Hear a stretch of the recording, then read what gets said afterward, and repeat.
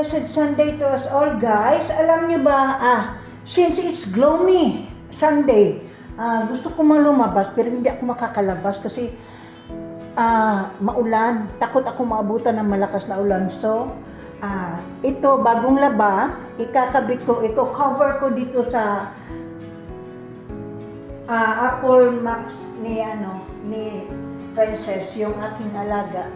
So, I cover it up para na hindi siya maanuhan ng alikabok.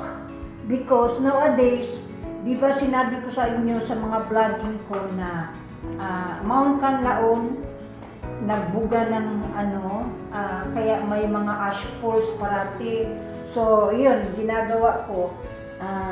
Nilalaban ko siya, din kinakabit ko na uli siya para na pagdating ng boss, everything is clean. And then, nag-DIY ako ito, lagayan ng mga books kasi mahilig sa books yung aking alaga. So, ayan. Ayan yung ginagawa ko. You know what? What I did. Yan guys, ano lang to? Yung boxes ng mga fruits. Ayan, boxes ng fruits yan. Hiningi ko doon sa suki namin sa Carbon. Ayan, ito box ng grapes, ito sa apple. So, ayan yung nangyari. Ginagawa ko siyang bookshelf. Diba? DIY, makatipid. I don't know kung magustuhan ng aking amo. Basta me, as an all-around nanny, trying my very best na talagang everything is arranged para na kung gusto niyang hanapin yung mga gusto niyang ibigay sa mga kamag-anakan niya at gusto niyang babasahin uli, she can get it easily by reading sa mga dito. Kasi talaga sinadya ko yung mga ganyan na makikita agad kung ano yung mga gusto niyang kuhanin. Actually, meron pa ako mga naka-file doon, yung mga Wimpy Kids, ganon. By volume. Ina-arrange ko from 1 to 13 or 18 na kaya yon. So, ito yung aking ganap this Sunday. Ito yung kanyang ina-assemble na ayan.